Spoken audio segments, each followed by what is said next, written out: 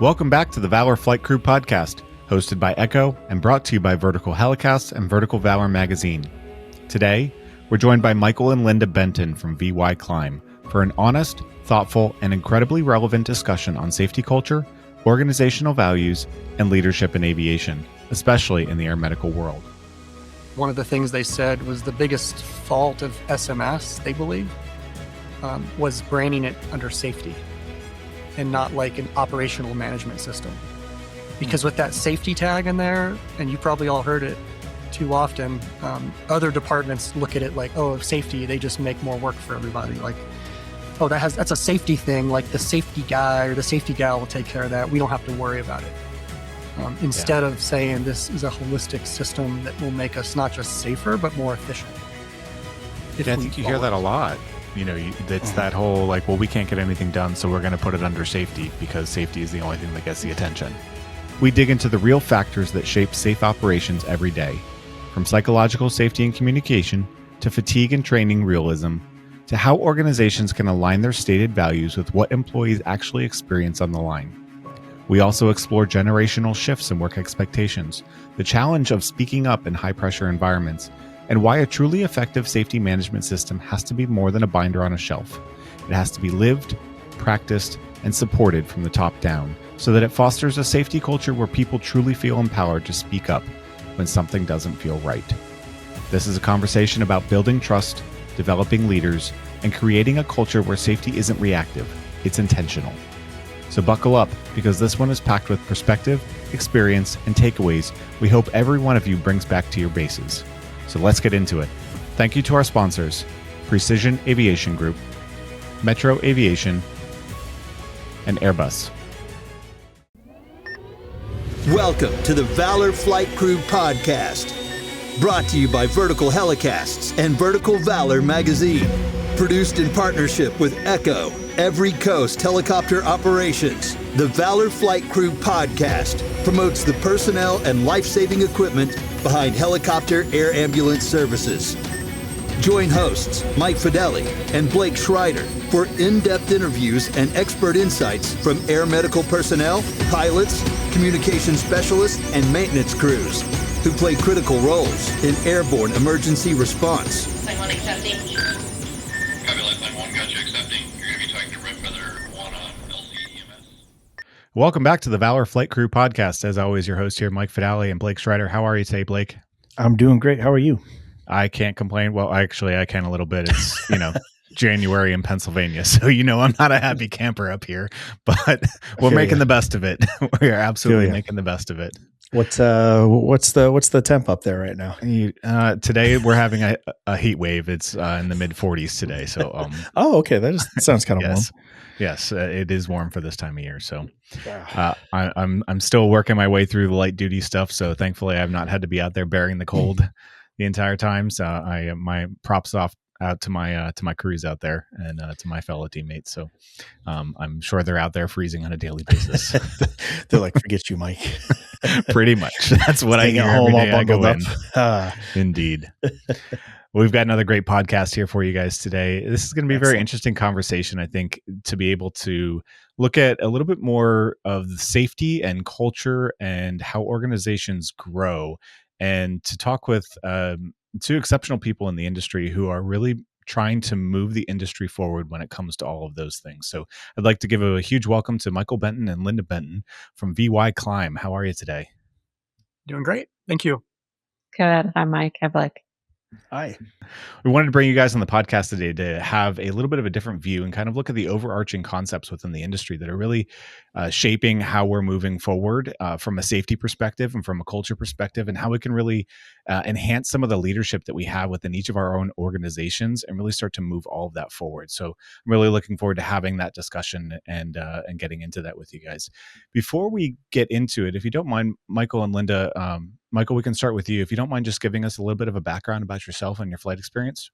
So I started my flying time in the Army as a OH-58D armed reconnaissance pilot. Kind of that natural progression, got out of the Army, went into air medical, flew 407s with MedTrans, eventually moved over to air methods, director of compliance, and kind of that's what led me to what I'm at now, right, with accident investigation as part of my duties, and I think it's, that path was kind of ingrained in me or kind of in my blood, right? My father was a fire chief. Mom was a nurse, sister's a nurse. So I just kind of felt like I gravitated there naturally before I started my company. Very nice. And Linda, how about yourself? Yeah, I think I'm probably different than most guests that you've had on this podcast. My background is accounting and finance. So Very cue, different background, yes. cue boredom right now. No. So if you think about accounting and finance, it's really just data. And so, you just get into the data analytics of a company, right? And so what is this information telling me about the health of this Sure. organization? Um, and so, yeah, that's my background. But I found a position at Air Methods. I guess it's been 13 years ago when I first started at Air Methods because it was closer to home. Didn't know anything about it. Didn't know anything about the industry.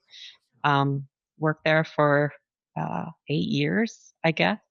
Quickly started out corporate, quickly moved over to United Rotorcraft and director of finance there. And then 5 years ago, started working with Michael full time at VyClimb. So Awesome. Now, is Air Methods where the two of you ended up meeting then way back when? it was right before then, actually. So yeah. Yeah, I joke that Linda was my exit strategy because I needed, you need benefits somewhere. So, no, yeah, I mean, obviously your viewers probably put two and two together that we're not just business partners, but we're married. But we were married before the company, and I introduced her to the industry. I think she got tired of hearing me talk about it so much that By introduced, you mean drug her into the industry? yeah. Hopefully not kicking and screaming. I just don't like to drive, right? So she could drive and I could ride in the car together. Wait a second. A pilot that doesn't like to drive? Yeah. If I get down below about 50 feet, I can't navigate very well. Noted. Well, obviously looking very forward to this conversation. I wanted to start off with maybe an impactful story, if one of you don't mind, just sharing maybe an impactful story from your career that really kind of highlights where your passion for safety came from and culture and kind of how you evolved to wanting to help organizations grow nationwide. Yeah. I mean, like I mentioned before, being in the Army, obviously combat action, losing friends from, enemy combat action, right? First of all, but more so the problematic preventable losses, right? Those accidents that you look at and you're like, how'd that happen? Like whether it be during training or like a friendly fire type event, that type of thing. And it just kind of, I guess you could say, motivated me to stay in the industry when I got out of the Army, first of all. Mm-hmm. But then as I was there, I was, like I said before, I was working at a large operation that had a lower accident rate than the industry average, but their exposure was so high, right? Like I don't remember exactly, but about 120,000 hours a year is what they were flying. So Wow. you'd have a fatal crash every 13 or 14 months. And Yeah. then part of that role was to go out to those scenes and investigate those accidents, right? It was probably the most rewarding thing I've done in the industry, but obviously the most traumatic, right? You're first on the scene, really right after first responders. Yeah. Sometimes, fatalities are still out there, right? So after 4 or 5 of those, and a lot of conversations with Linda, during those commutes to work, I had said, Where she was driving. Actually, what's that? Where she was driving. Where she was driving. Yeah. It was just better that way. It's just better.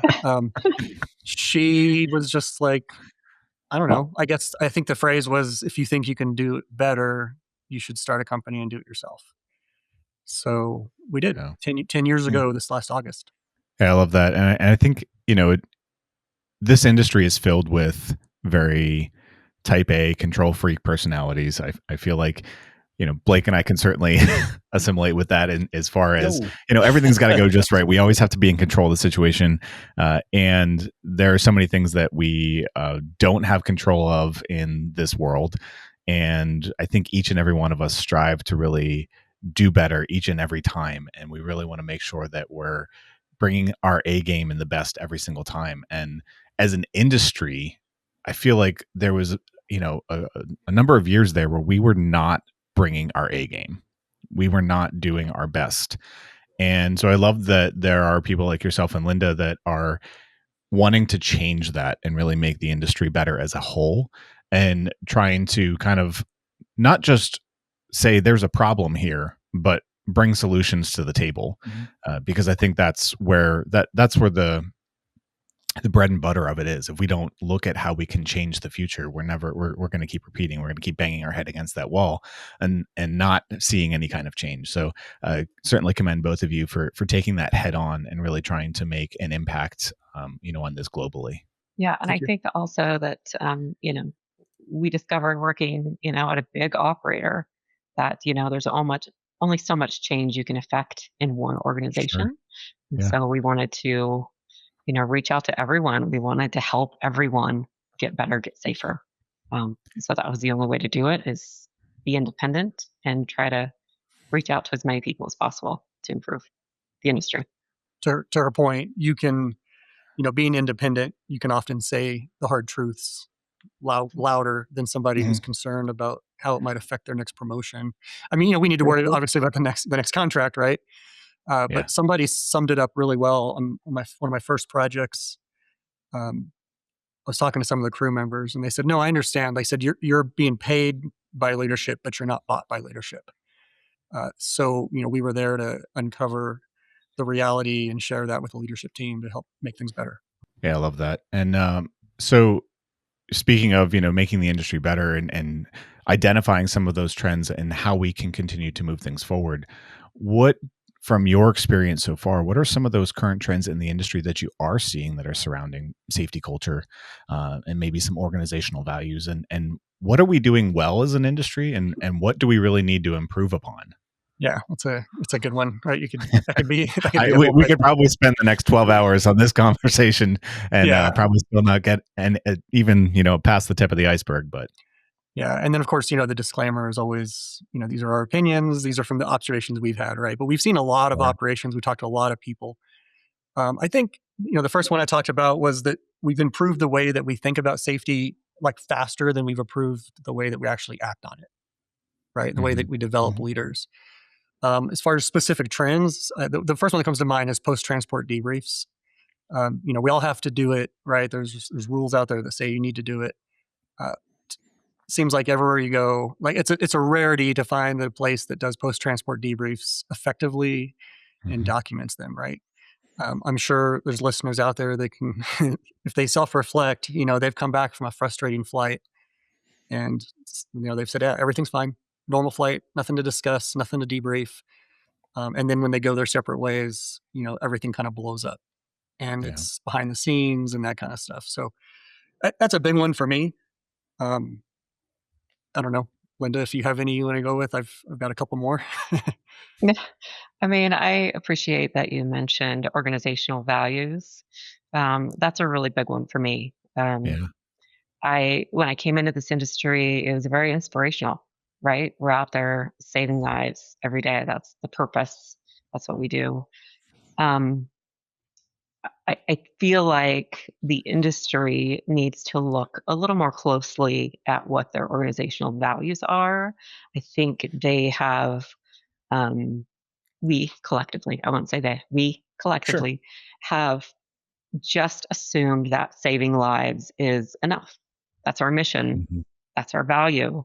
So, we have all these employees that work for us and we save lives, and that's enough. We can have toxic leaders in positions. We can have, people that don't care about psychological safety, but really we're saving lives. So what does it matter? We can get away with these things. And I think the younger generation, as they're coming into this industry, they have more of a focus on values. Does this organization that I'm coming into work for, do they align with what I believe personally? Are they being led, with some integrity, some, care for their employees? I sat in at the CHC Safety Summit a few years ago. They had a panel of the next generation, and they were asking them, what do you look for when you're looking for an organization to work for, or what can we do to attract you to our company and work for us? Same thing for I'm at AMTC. This last time there was a leadership panel, and the question came up, We're having a hard time recruiting the next generation. How do we get them to our organization? How do we get them to work for us? And, other people in the audience from the younger generation are raising their hands and saying, we value an organization that cares about its people. They don't want to be For sure. exploited for their labor. They want to be paid fairly. They want to, care. They want to be cared for, and they want to care about what they're doing. And I think as an industry, we can't rely on saving lives anymore as our full organizational value statement. We have to care for our team. We have to grow as leaders and be better. Thanks to our sponsor, Airbus. Airbus provides the most efficient helicopter solutions to its customers who serve, protect, save lives, and safely carry passengers in demanding environments. Its civil and military helicopters are flying all over the world, making missions possible. Visit airbus.com for more information. I have a question. Yeah. Kind of based on that. Sure. So does it go further beyond just recruiting people, but getting people to stay? And is it more than just the organizational values?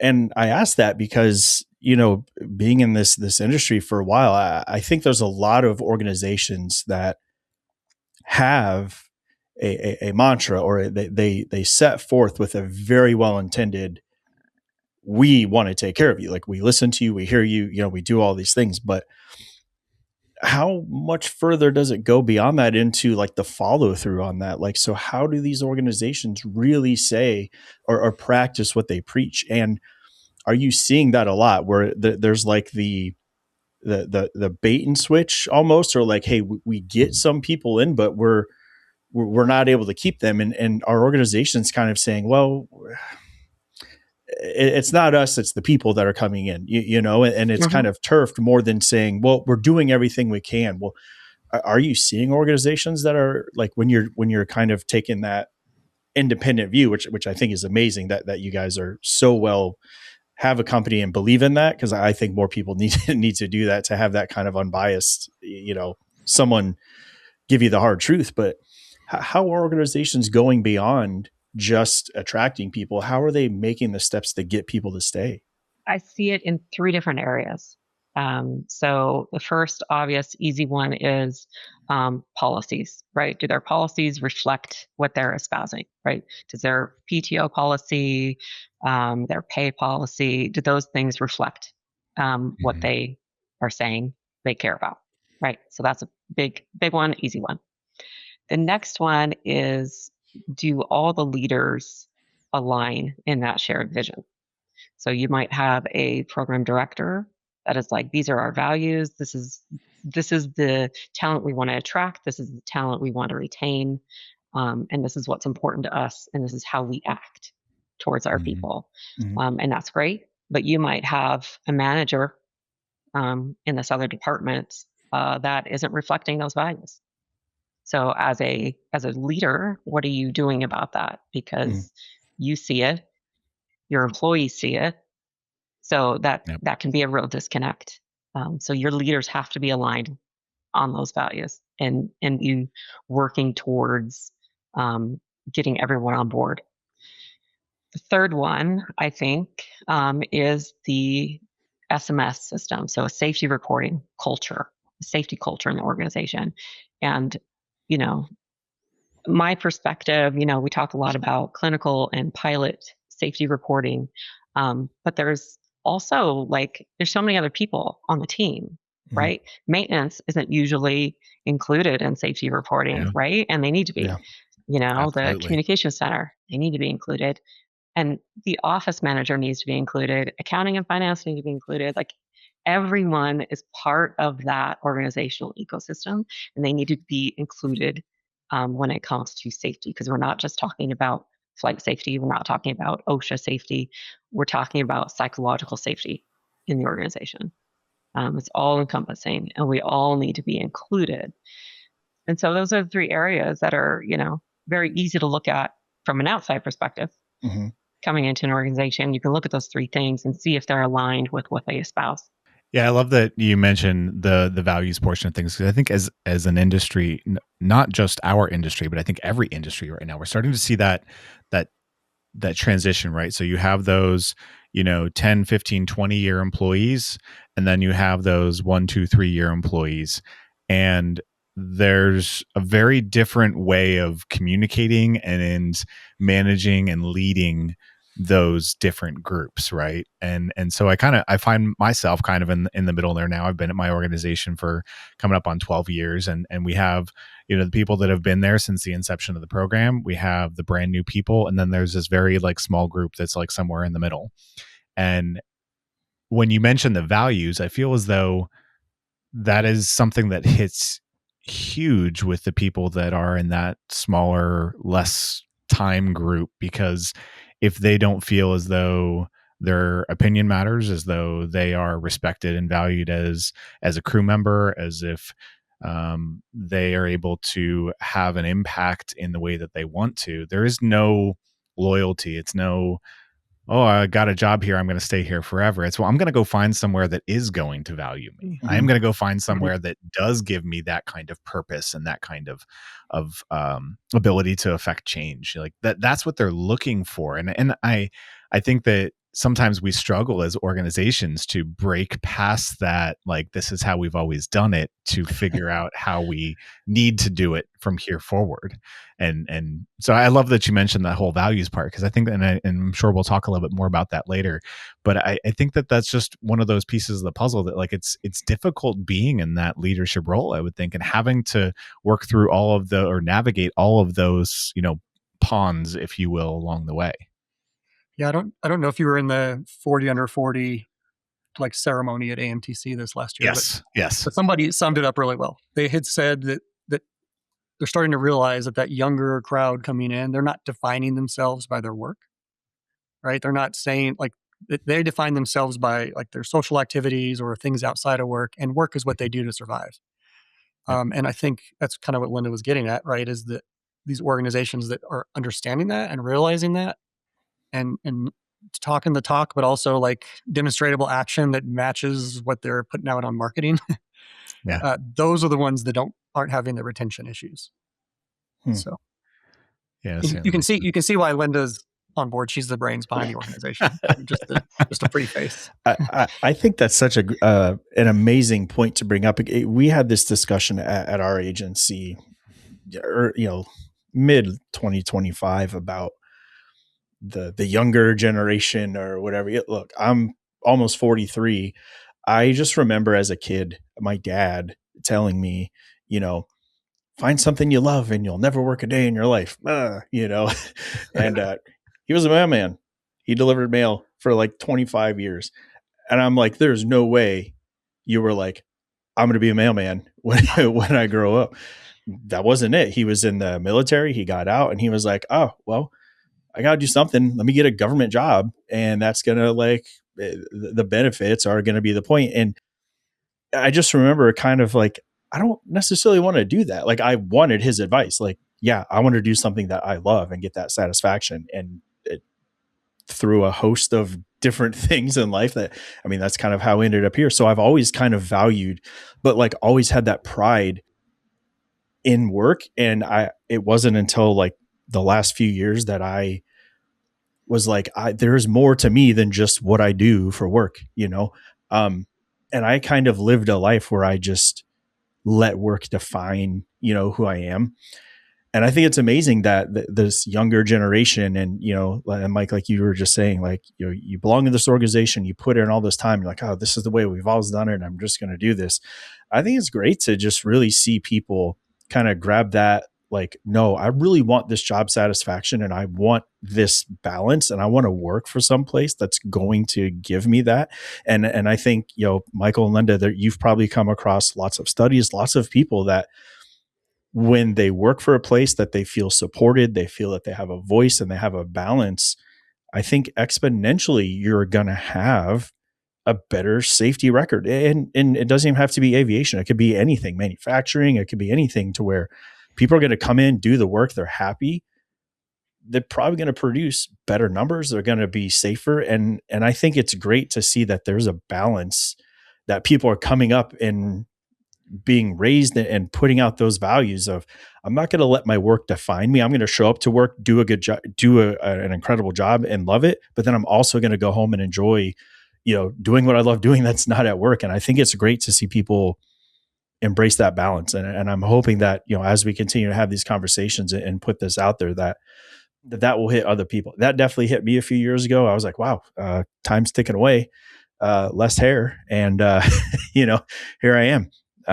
There's more to this. And I've exponentially felt a lot better about just coming to work, doing a job, having that balance and feeling more supported. And I'm hoping you guys will have, other things to relate to that. You're seeing that in companies that you kind of, look through past and look through things to help them improve. And I think the case in point for a lot of this too, just to kind of, bring it back around, is not to have a back in my day story. Right.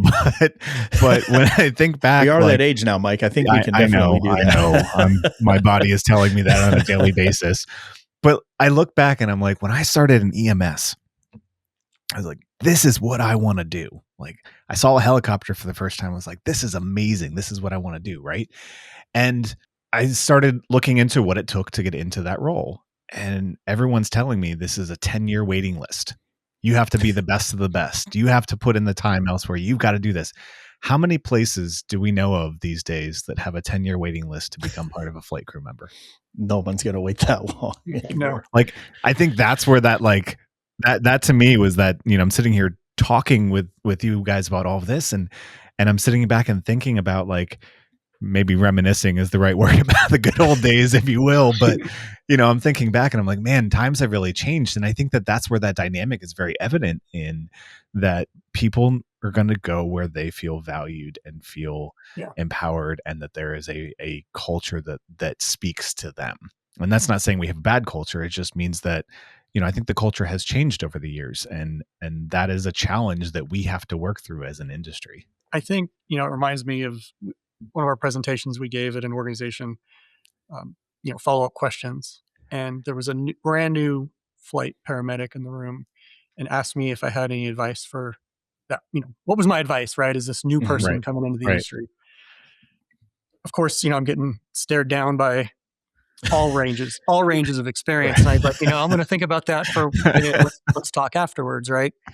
But the conclusion I came to, and I've shared this since then, is don't forget the passion and what brought you to this industry and the excitement, and keep that in mind when you're sitting at base and you're not flying because the weather's bad, and you're paired with a crew member who has been there for 18 years or whatever, and is just bitter and disgruntled and complaining, right? Because nothing is more demotivating for us than when we sit down one-on-one for these interviews with somebody who's only been in the industry for a year, and they're bringing up complaints about things that really aren't legitimate complaints. And they didn't come up with those on their own, right? They're just repeating some of that negativity.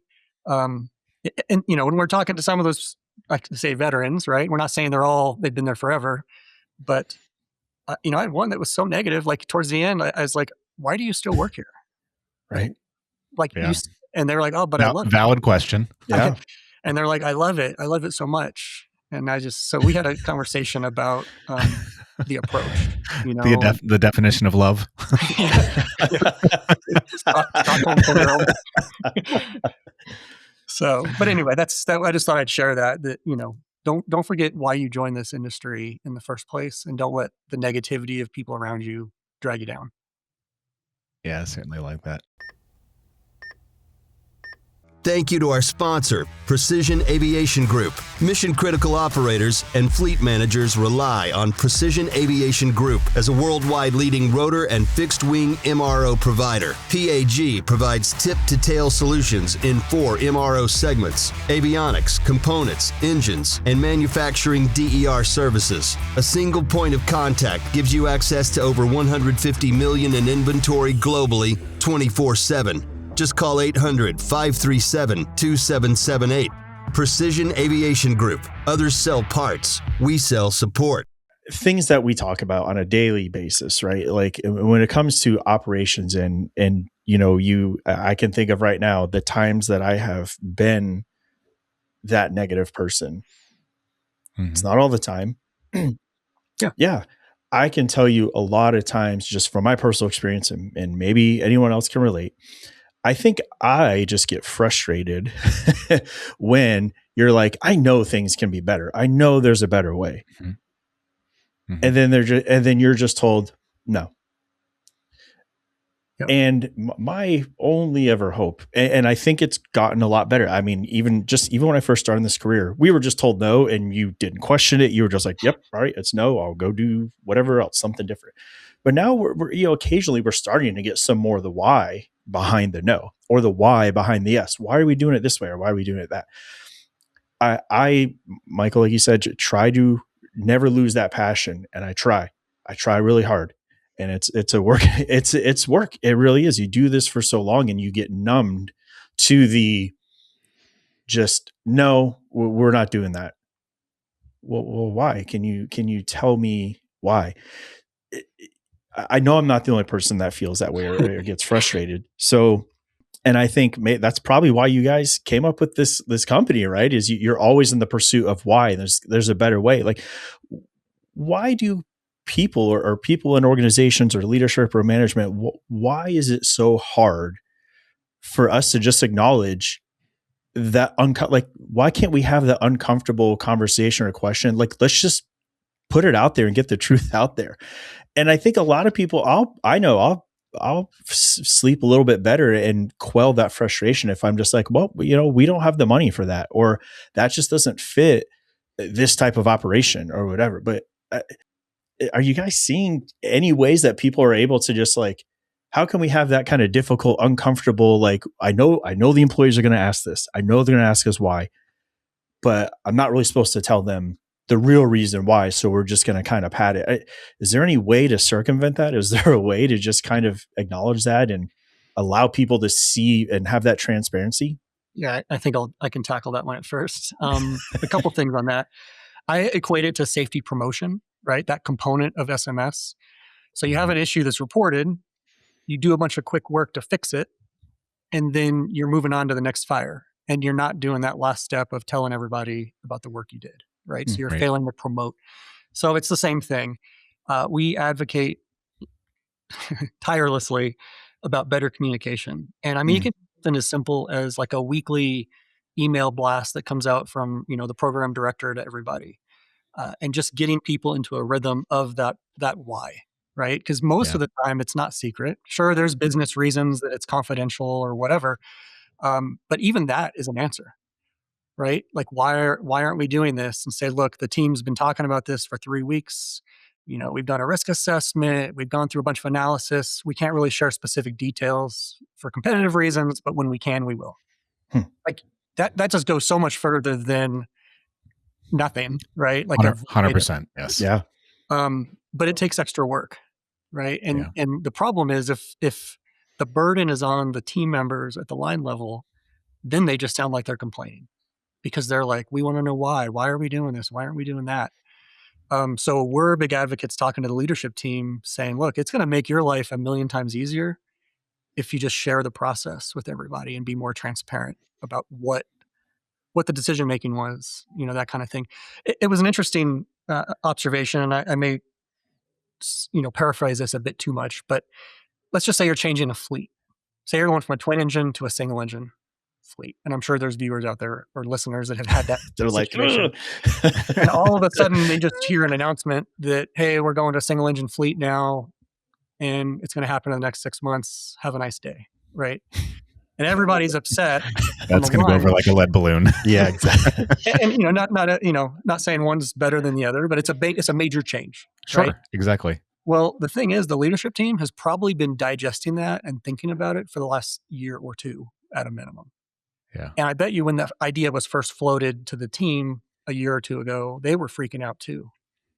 But they've had time to like come to terms and assess it and like everything from the costs to the risk and everything. And it makes perfect sense. So then when they announce it to the team, they have this expectation that they're going to have the same reaction or sorry, they don't expect the same reaction, right? They don't expect like, hey, these guys are just finding out about this. Yeah. Like from a psychological safety and just employee morale perspective, we need to be transparent and say like, this is the process we've been going through, and not waiting. Like nobody likes surprises, especially helicopter pilots. I'm sure clinicians are the same way, right? Exactly. And, there may have been rumor of this fleet change. There may have been talk about it, and half the time, this process takes so long that by the time it's rolled out, this change, whatever it is, the people that made the decision might not even be there anymore. Yeah. So now they're just pointing. I don't know. I didn't decide that we're doing. So it just like self feeds this whole thing. And I know you're laughing because you're probably like thinking of cases like, yep, this happened to me. Yep. So yeah, I think the problem is the vast majority of the people out there can't fix this, right? It's the minority. It's the people that are in leadership that need to do a little bit more and just share the why and be more transparent. Love that. Yeah. And I if I can just interject a few things, and that is that, it really is reflective of the skills of the leadership team. So in this industry, there's a huge focus on training, more than any industry I've ever been in, right? So the pilots get a lot of training, the clinicians get a lot of training, maintenance team gets a little less training probably. And then the leadership team, do they get any training? Right? Zero. Right? They're just thrown into roles because they were a great pilot. So now they're a chief pilot. They're a great, clinician. So now they're, in charge of education. It could be endless, right? You're just thrown into these roles and you're not really set up for success. And so, part of what we do is try to mentor and help some of these leaders to help their teammates, understand their decision-making process. And it's a tough one because it's hard as a leader to get that pushback from your team as, why are we doing this? And then you're scared to give an answer because there's going to be pushback to that answer, right? It's like, a parent and a child, right? You just want to say no to your kid because it's easier, right? They ask why and you give them a reason why, and then they come around with a reason and that why doesn't make sense, right? Yeah. So it's kind of the same idea. And as a leader, you got to be ready for that pushback. And, leadership development is really important. Yeah, no doubt. I think that that's a huge piece of the puzzle. And I think we're starting to see more of that. But I think that there's certainly a lot more, not just the initial training, but that ongoing support for our leadership that needs to continue. Now, Michael, you mentioned before you had a couple other topics or trends within the industry that you're kind of seeing from your interaction with all of these different organizations. Did you want to touch upon any of those? Yeah, I can do that. And again, these are a little more specific, right? Where psychological safety and leadership is like this big, Oh, yes. thing. Another one that comes to mind was like the med crew training to not need the briefing, right? That 135, 621 training that med crews get for clinical crews. And, some places may not do that, but to have it be more realistic, right? Like, so that training that's required, there's a classroom component, then there's like at the aircraft component. And too often, if you observe at the aircraft piece, it's just like, if I'm in proximity to an aircraft while I talk to you, then it counts rather than like hands-on creative training, right? So that's a pretty big one because I was blown away, and this may not be a surprise to some of you guys, but I was blown away when I first started talking to some people and they said, oh yeah, the first time I was ever under spinning rotor blades was for my first transport, like a real transport.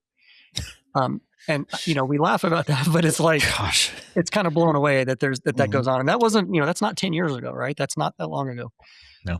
And when you look at it and you talk to the training department who's responsible for that, they're often like, yeah, but that's just so much time. Like I can't figure out what to do during that time. Right. But what we've seen kind of a best practice is, whether the aircraft's hooked up to external power or the aircraft's running at idle, but given that new crew member tools to succeed, like this is how the headset goes on, or this is how your helmet goes on, and this is where you plug it in, and this is how you use the radio.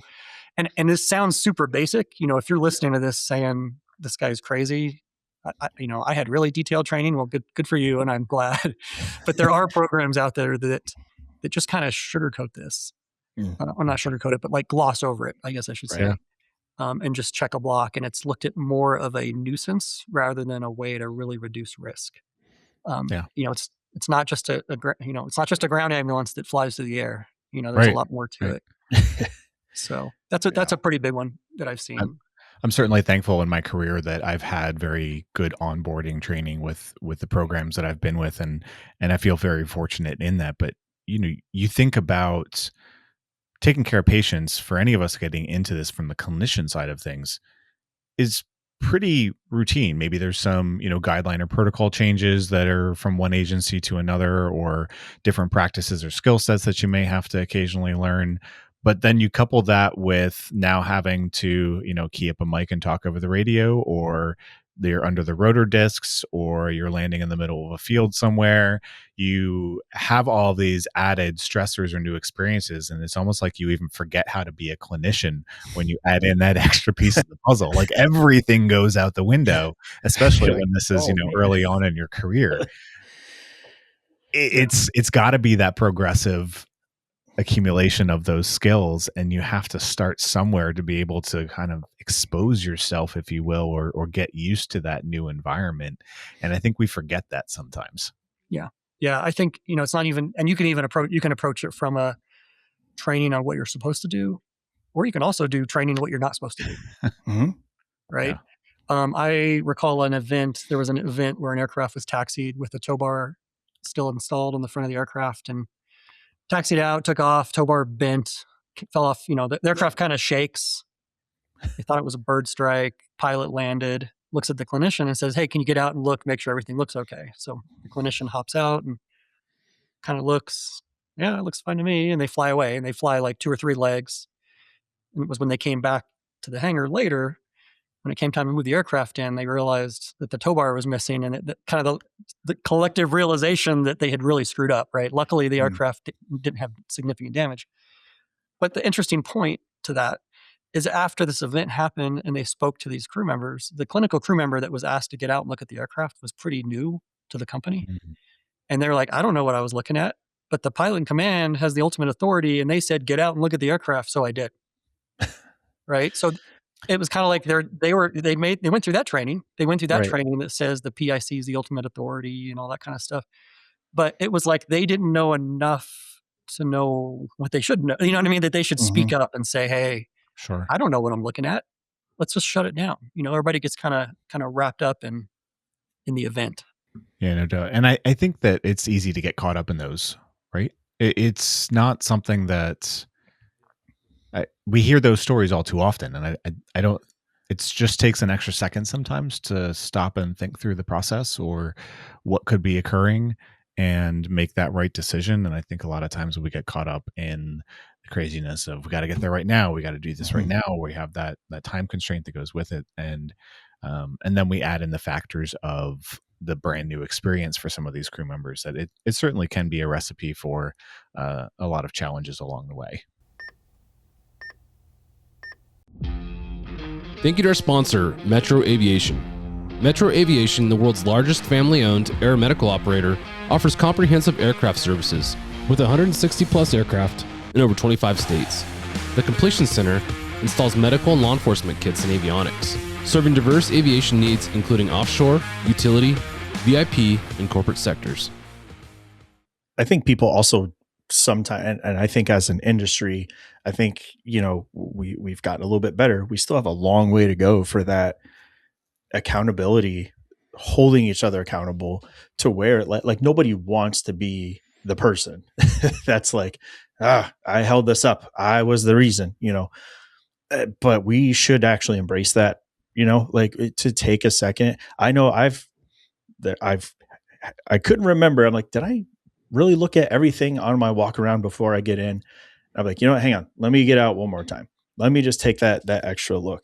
That was ingrained to me. I feel like at our base, we have a very good culture about that, and nobody is going to give you any flack for that. But there's also that internal, like, I just don't want to be the one, I don't want to be the one that causes an incident, but I also don't want to be the one that gets looked at for being like, oh, here's Blake. He's always getting back out. He's always making sure of something extra, and I don't want to be looked at as anything different. Like, I'd like to say we've gotten a little bit better, which I think we have, but I think there's still ways to go for that personal accountability and holding each other accountable and just understanding it's not personal as like, we're doing it because we don't like you. It's just like all of us are involved. And Linda, like you said, there's a whole team, there's everybody involved, and we kind of owe it to ourselves, our families, and everybody to hold ourselves to that expectation. And I don't know what more we can do to try to like kind of remove that stigma, but is there something that you guys are seeing? Is that an issue that people are saying like, oh yeah, that happens all the time, and well, we just didn't want to say anything because people don't. Like, are there ways that we can be better about having that kind of conversation, or saying, hey, yeah, that was something that we needed to take that extra moment, and that was okay? Are there a way to either train for that or help people have that value, instill those values? I'm going to tell you a funny story, and then I'm going to let Michael I think I take know that question. We were both laughing about it. So. It is hard to speak up. Like, I don't care if you're brand new to the industry or if you've been in the industry a long time, it is hard to speak up, personally, to speak up. So we're at, I don't know, conference. We're with a client. We're going to take our client to dinner. We call an Uber, a big Uber XL. We're trying to be fancy. And we've got Michael and myself, right? Safety leaders in the industry. We have a program director. We have a chief pilot. We have a director of maintenance. We have a director of ops. All in this Uber together. We're driving down the road. And there might be one or two of us without a seatbelt on. And the Uber driver is not skilled. Or maybe he thinks he's skilled. I don't know. He is running red lights. Oh gosh. He wow. is like, Oh no. people are trying to get in next to him and he's like edging them out. He's yelling out the window at people. Like, everything about this Uber ride is terrifying. Who spoke up? Who do you think spoke up? None of us. Not a single one of us in the car said anything in the moment. After the fact, we were all telling the same story. It was horrible. It was safe. I was scared for my life. None of us spoke up. It happens. It's hard to speak up. Anyway, I expected Michael to speak up, and he did not. Like, that's the exact story. Like, I mean, I remember, like, we could see the accident was coming down the road before it got there. Like, somebody coming through, and nobody spoke up. But I think, to be more clear, is it's not hard to speak up. It's hard to be first. It's hard to be the first one to speak up, because if you think back to the times that you finally were like said something, I would bet that somebody else was like, yeah, I feel the same way. I was going to say the same thing. And that's what happened with us. We got out of the Uber. I'm like giving a 1-star review, and like, this guy should be not allowed to. And we were all laughing on the curb, like, oh yeah, that was crazy. I was going to say something. And I mean, we were probably talking about safety and speaking up an hour before that, I would bet you, and anyway, to bring it home, right? I think, what do you do about that? Right. What I like to tell guys, or tell people in programs, is I say, if you had an accident in your organization last week, right, and today is the day we're going back into service and we're flying, what would be different about the way that you would act today? Right? Your pre-flight might be a little slower. You might cinch your seatbelt a little tighter. You might look a little closer on the walk around. All those things, right? So I challenge people to, go on the NTSB website, pull up an accident report, search by aircraft type, air medical, something like that. Try to bring it home to where it's something that really could have happened in your organization. Read through that before you go in and start your next hitch, and really ask yourself, like, if that happened in my organization, what would I do different? Because you probably would be more comfortable speaking up. If you had an accident that happened that you believe was due to poor weather, and the next time you go flying, the weather's bad, and you're thinking about that, you're probably going to be quicker to say something. Right. So speak up and be first, because somebody else is probably thinking it. Well, I mean, that pressure to fly is real, whether it's self-imposed or whether it's organizationally or it's within this particular team. Like, you don't want to let your teammates down. You don't want to let yourself down. You don't want to let your organization down. You don't want to let your patient down. Like, there are those implicit pressures to fly. And it's about maybe taking that extra second sometimes just to ask that important question, or to make sure that all of your T's are crossed and I's are dotted before you're, taking off for that flight. Yeah. And I think we sometimes get caught up in all of the, I have to go do this. Like the weather's great. There's no reason not to go do this. That we sometimes overlook maybe some of those things that we shouldn't be overlooking because it's easy to do in that moment when we're kind of just trying to get off the ground and go do our job, right? Yeah. Go take care of our patients. I look at it like this. This is one way to maybe reframe it is if I turn down this flight, I might not transport this one patient, right? And that might be hard. I'm sure it's probably harder for a clinical crew member than it is for the pilots. And I can't say that for sure, but I suspect it is. But if you were to go out on that transport and have an incident or an accident that damaged that aircraft or hurt or killed somebody, it's more than just that one patient that you turn down, right? How many more patients? If you look at accidents and how long a program may be out of service or may be reluctant to take flights, and how long it takes them to get back into the game, that one turn down that you didn't do might result in poor outcomes for countless patients downstream, and the industry as a whole, right? It's just one more accident. It's one more black eye on the industry about, is air medical transport the right thing to do? Is it worth the risk? So, yeah. And I think, that's we spend a lot of time, and we've actually spent quite a few times in the past couple of podcasts talking about safety and that overarching culture that an organization may have. And I think that that's very much been at the forefront of a lot of discussions, not just on the podcast, but, at the ECHO conference that we had down in Louisville, we have a safety panel, and we've had that for the past couple of years. And we like to bring up different topics with that as well and talk about things from an industry perspective, right? Talk about a little bit more globally.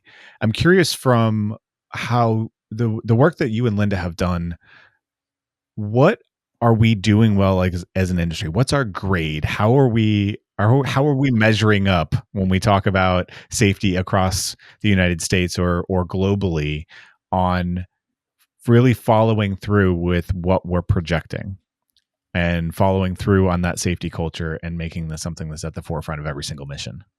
So I'd say I'm going to limit it. I'm going to kind of give this some left and right limits here. So speaking about the U.S. industry, I'd say our grade as far as action goes is a C, right? That safety action, I'd give it a C grade. But we talk about an A minus. We talk the talk, like we talk the talk, but kind of back to like Linda's point about policies and procedures and our actions, they don't necessarily line up with what it is that we say we're going to do, or what it is like, safety being a high priority. I know that you often hear that, safety is our number one priority, and there's that famous Mike Rowe video about safety third. I'd say, again, the reason I said the U.S. is limited is because the different model that you see internationally, especially like the European model, where it's more of a government service or a public service that's provided, I think that really changes the outlook on these types of things. That's not to say that they have figured out everything regarding safety as well, but they just don't have that same, I hate to say like race to the bottom, because that's kind of what it is at times, or this competitive, we're going to open a base here so we can shut this other base, this competing base down. That's what you see a lot here in the States versus internationally. It's, like in Germany, I think, Linda, correct me if I'm wrong, I think it was Germany where they were saying, the state determines the needs and where these bases go. And they say, okay, we want a twin engine IFR NVG capable air medical aircraft with the hoist at this spot. And then companies can bid for that position. So you can't just kind of willy-nilly open them, wherever you want. When we work internationally on the safety side of things, we come away very motivated. But to be honest, when we come back, sometimes we get a little frustrated because you can't just take that model and lay it on top of a, for-profit industry that we have right now. So, yeah. Yeah, and I would say that, my exposure internationally to safety is through these conferences that we go to, right? One of them that we like to go to is the CHC Safety Conference, or Safety Summit is what it's called. If you haven't been there, I encourage you to go. It is fantastic. And a very remarkable experience that I had my very first year there. So it was 5 years ago, at least So a CFC Safety Summit was held in Canada, and you have oil and gas, you have search and rescue, you have air medical, the whole gamut, right? Yeah. Even at some cargo operations, fixed wing, rotary. And we're sitting in this classroom and we're learning about, safety systems. We're learning about SMS. We're learning about safety culture.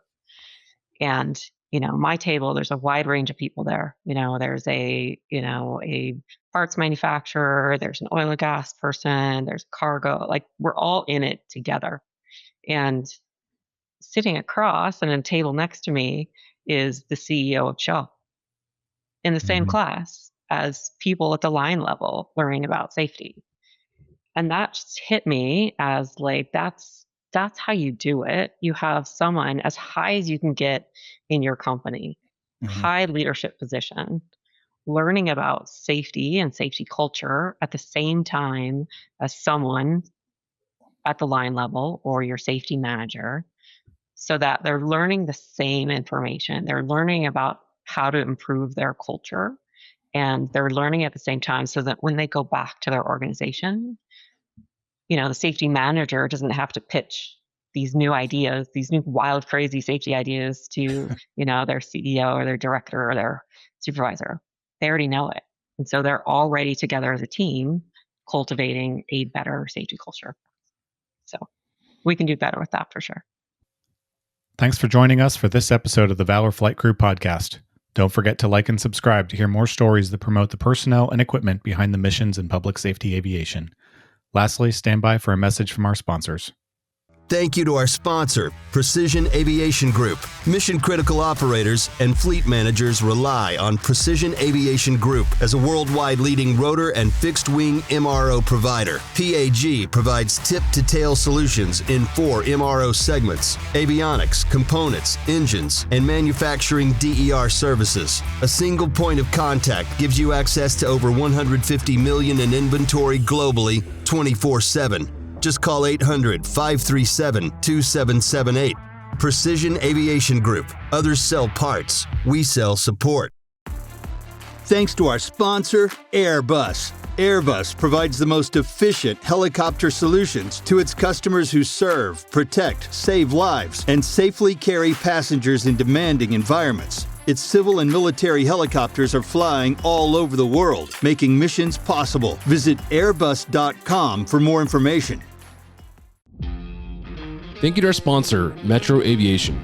Metro Aviation, the world's largest family-owned aeromedical operator, offers comprehensive aircraft services with 160-plus aircraft in over 25 states. The Completion Center installs medical and law enforcement kits and avionics, serving diverse aviation needs including offshore, utility, VIP, and corporate sectors. Well, that wraps up this episode of the Valor Flight Crew podcast. A huge thank you again to Michael and Linda Benton from VyClimb for joining us and bringing such a grounded and meaningful perspective to the conversation around safety culture, leadership, and organizational values in aviation. Because at the end of the day, safety isn't just checklists and compliance. It's communication, it's trust, it's positive culture, and it's creating an environment where people feel supported enough to speak up, especially when it matters most. We hope this episode gives you something to take back to your base, your crews, and your leadership team. Whether it's a new way to approach training realism, a renewed focus on fatigue and human factors, or a reminder that safety management system has to be lived every day, not stored on a shelf. These are the conversations we need to be having in each and every program. If you enjoyed this conversation, please take a moment to share this episode with your team. Leave us a review and help us continue building a stronger, safer aviation community. Until next time, stay sharp, stay humble, look out for each other, and keep striving to elevate your team's safety culture each and every shift. We'll see you next week with more amazing stories in public safety aviation.